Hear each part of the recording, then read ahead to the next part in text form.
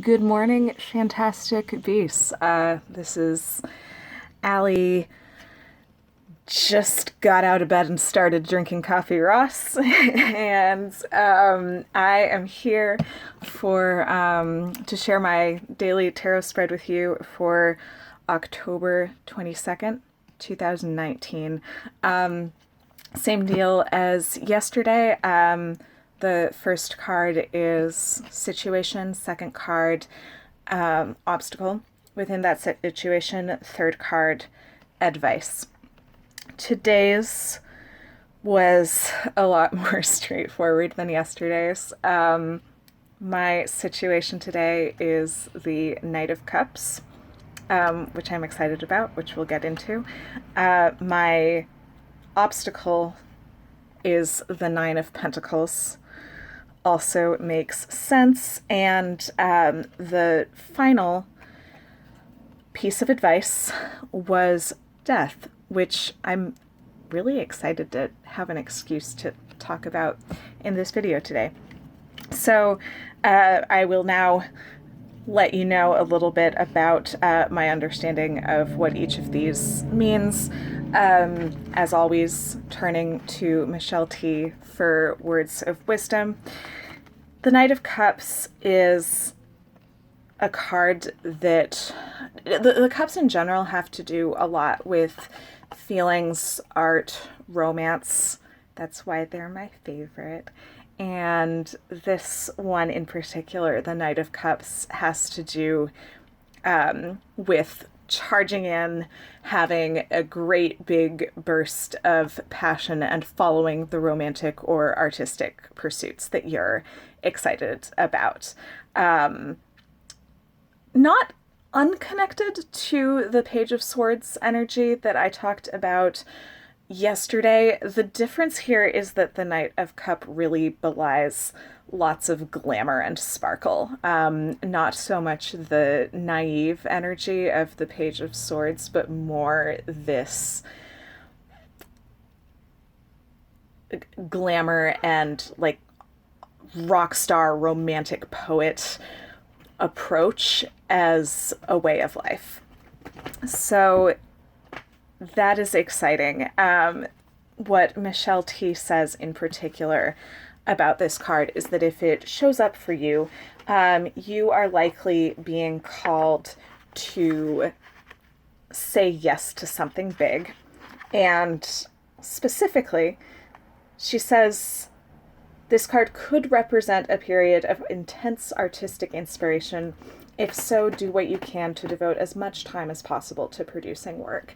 I'm excited about that, especially in light of yesterday's pull, which really felt like it was pushing me to embrace the fun employment period I'm in right now as a time to take some risks, do some exciting things and enjoy them. And art is what I want to do with that time. So this feels like a real blessing, especially coming from my favorite suit with the cups in my Tarot of the Cat People deck nearly always show up with tigers, which I also feel a strong connection to. So thanks, buddy. Obstacle. Nine of Pentacles. Nine of Pentacles represents just very peaceful financial security. Not necessarily opulence, but you're fine. You can let financial worries out of your mind a little bit. You can enjoy what you have, and unemployed. Can't do that right now. Need to keep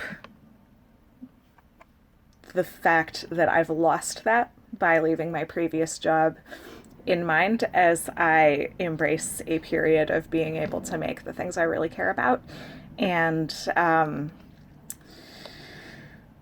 plan accordingly, and not let that worry about what it's going to look like till it be a little less financially stable stop me from making new things that I care about. And then the death card. The death card showed up as advice.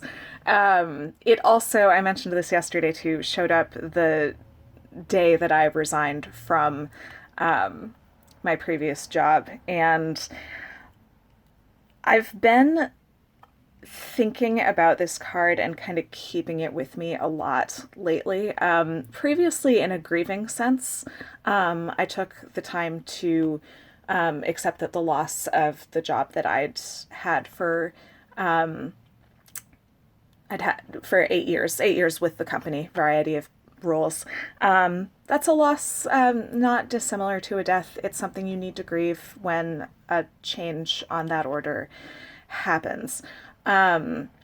Before I pulled the death card in relation to that situation, I had pulled the Tower card. And so I knew that some way or another things were going to come crumbling down. And once they have, there's a loss, there's a death. So originally, when I was thinking about this card at this point in my life, I was thinking a lot about the need to take the time to grieve and process and adjust to that change. But the reason I think it's coming up as advice for me now is because this is why tarot people really love the death card. Ultimately, the death card is about the cycle of life and death and the fact that change is ongoing. All of these things happen cyclically, and change itself is the only constant. So, beg your pardon. That's what happens when you get up and start drinking coffee and don't drink any water. Michelle T advises making a box when you pull the death card that is dedicated to whatever entity you trust to watch over you. Making a box specifically for that entity and writing down things that you can't control and handing them over to whatever force you believe takes care of you. She talks about making her box for Stevie Nicks, which is fucking awesome. And I didn't necessarily expect to get this vulnerable this quick in these videos, but my my entity, my protector, who comes to me when I need just safety and reassurance and strength, is a water goddess. I don't know her name, but the last time that I pulled the death card, I made this box for her, and I'll even open it for you.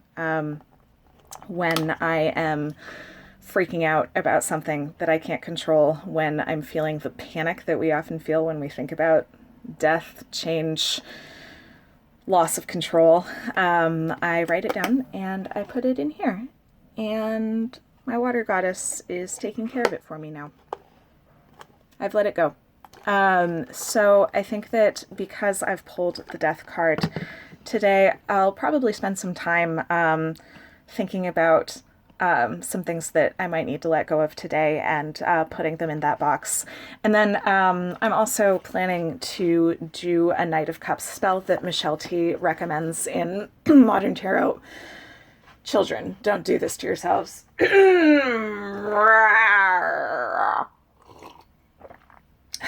So much better. Michelle T has a few spells for each of the cards. In the tarot, some of them are spells to channel the energy of the card. Some of them are spells to dispel that energy if it's not right for you at that moment. And so I really like the spell that she suggests for Knight of Cups. My current situation pull for today. She says, if you are looking to draw this energy into your life, as we already said, this is an energy of romance, passion, artistic glamour, making a lot of things, saying yes to things.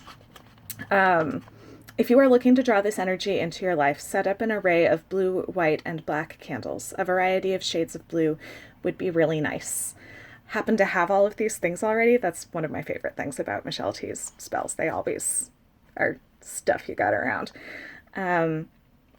Set them up in an area where you can recline with a notebook and pen. But don't begin writing right away. Lounge about and daydream. Let the candles hypnotize you and put you in a dreamy state of mind. What does your most glamorous life look like? Not your best life. Specifically, your most glamorous life. Does it include travel? Where to? Now is the time to start writing. And she goes on to give you this thought exercise that helps you think of what she calls glamour milestones, which you can then write down and plan around in order to maintain this energy of exciting